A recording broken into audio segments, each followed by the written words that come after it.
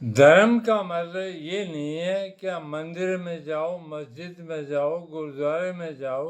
धर्म का मतलब ये है कि कलयुग में पाप बहुत ज़्यादा बढ़ रहे हैं, तो प्रत्येक मनुष्य जो परमेश्वर के कानून हैं उनका पवित्रता से पालन करे। वो गुरुद्वारे में बैठ के हो सकता है, मस्जिद में बैठ के हो सकता है, मंदिर में बैठकर हो सकता है, घर में बैठकर हो सकता है। इस कलयुग में पाप हो रहे हैं और पाप के विरुद्ध कोई बोलना नहीं चाहता, ये अधर्म है। धर्म के लिए, धर्म की रक्षा के लिए जरूरी है कि मनुष्य पाप के खिलाफ आवाज उठाए और संगठित अपराध को संगठन द्वारा रोके।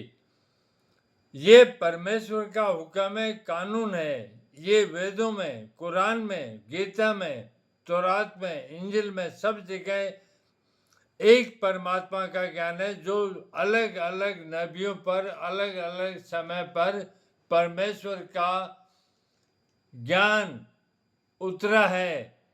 ये कोई मनुष्य नहीं बना सकता। जिस प्रकार कुरान की आयतों में लिखा है कि वो खुदा ने उनको नाजिल किया अर्थात वर्षा की और उनका संकलन मोहम्मद साहब ने किया, तो ये बिल्कुल सत्य बात है। अब मेरे पास परमात्मा का ज्ञान कैसे आएगा जब तक परमात्मा मेरा विवेक जागृत नहीं करेगा और मुझे बुद्धि नहीं देगा।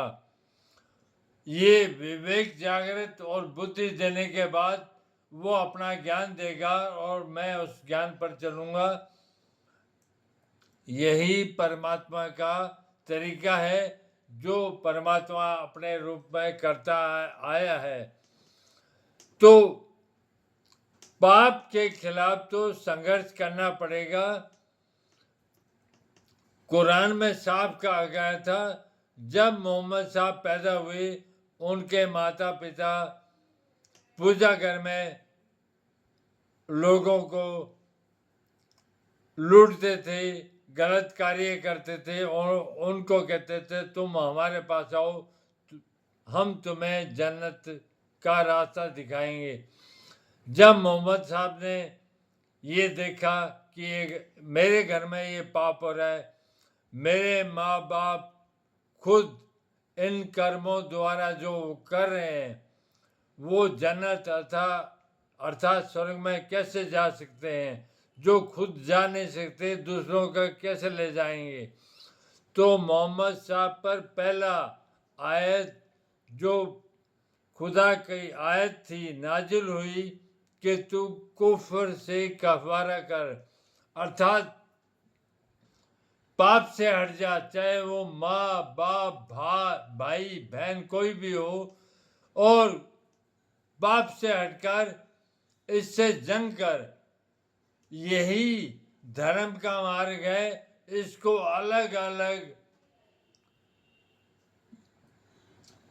शास्त्रों में अलग अलग तरीके से दिया गया है।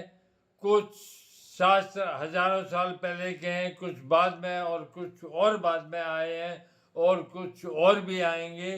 तो एक परमेश्वर का ज्ञान है।